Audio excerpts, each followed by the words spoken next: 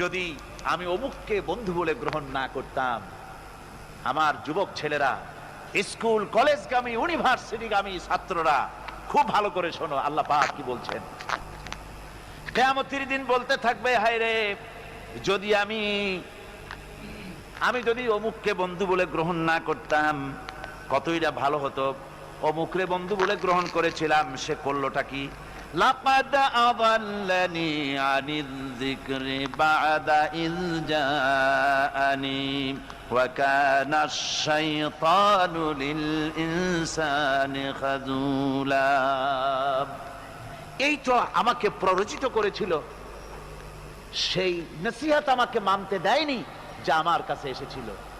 আমি যে কথাগুলো শুনলাম, কোরআনের কথা, হাদিসের কথা, রাসূলের কথা, এই বন্ধুটা এই আমাকে ফিরায় রাখছে, বলছে যে না, এগুলি মৌলবাদীদের কথা, এগুলো শোনো কি।